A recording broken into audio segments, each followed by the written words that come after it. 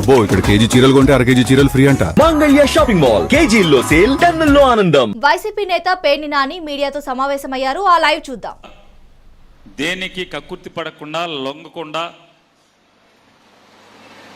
అగ్రవర్ణాలతో పోటీగా మాత్రం నిలబడి రాష్ట్రంలో కమ్మ ఎమ్మెల్యేలు, రెడ్డి ఎమ్మెల్యేలు వాళ్ళతో పోటీ పడి మాత్రం ఈయన రాజుల ఎమ్మెల్యేలతో మాత్రం పోటీ పడి దమ్ముగా రాజకీయం చేస్తున్నాడు అన్నిట్లో.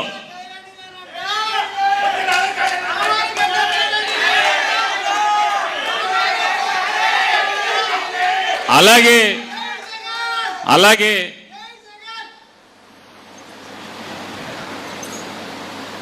అతను కోపం వచ్చినా కూడా అధికార అంటే ఇక్కడికి సంబంధించి నియోజకవర్గానికి సంబంధించి పనులు చేయించుకోవటంలో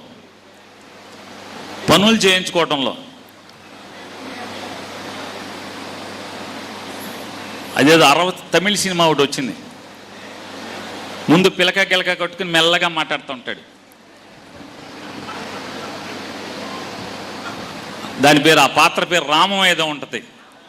మెల్లగా పంతులు గారు శుభ్రంగా మాట్లాడుతుంటాడు. ఆడి ఎంతసేపు చెప్పినా ఆ పని చేసేట్టుగా కనపట్టలేదు అనుకోండి, వెంటనే మామూలుగా పిలక గిలక ఊడిపోతే మామూలుగా జుట్టు ముందుకు ఎలాడుతూ ఉంటుంది. నేనంట బాగోదనిలు ఆఫీసర్లతో అట్ట నువ్వు అట్ట బాగోదు. నేను చాలాసార్లు జిల్లా కలెక్టర్లతో వాళ్ళతో కూడా ఇదే కాక పిల్లకేసుకెళ్తాడు, ఆ తేడాకు వస్తే మామూలుగా జుట్టు ముందుకు ఎలాడుతుంది. లేదు వాళ్ళు ఐఏఎస్ ఆఫీసర్లు అట్లా కాదు, దానికి వేరేగా డీల్ చేద్దాంలే, అట్లా కాదు అంటే నియోజకవర్గంలో కార్యకర్తల పనుల కోసమో లేకపోతే గ్రామాల్లో అవసరాల కోసం ఎంత దాకా అన్నా ముందు బతిమాలతం మొదలెడతాడు. బతిమాలతం అవ్వలేకపోతే అంటే ఆ గొప్ప అంటే ఎలా అయినా ఇంగ్లీష్లో సామెత ఉంది కదా, బై హుక్ ఆర్ క్రూక్, ఎట్లా అయినా నేను నా పని, నా ఓళ్ల పని, నేను పట్టుకొచ్చిన పని, నా గ్రామానికి కావలసినటువంటి అవసరం చేసి తీరాలి అనేటువంటి ఖచ్చితమైనటువంటి అంటే ఒక డిటర్మినేషన్తో, ఒక సంకల్పంతో బయలుదేరి అన్ని చోట్ల ఇలాగే ఉంటాడు. ఇక్కడ బయలుదేరితే సీఎం ఆఫీసులో కూడా ఇట్లాగే ఉంటాడు. అంత బాగా పనిచేశాడు, గొప్పగా పనిచేశాడు.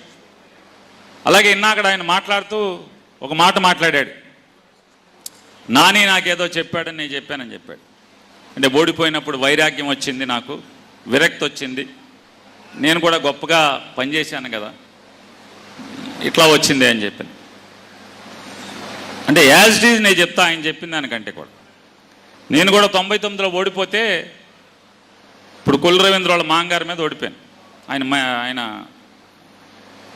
ఓడిపోతే నాకు కూడా వైరాగ్యం వచ్చి నేను అసలు ఏం పట్టించుకోకుండా నా దారి నేను తిరుగుతుంటే ఒకరోజు ఒక మోటార్ సైకిల్ వేసుకుని ఆయన గోపి గారు అని చెప్పని ఆర్యవైశ్యుడు వంటలు చేస్తాడు పెళ్ళిళ్ళలో.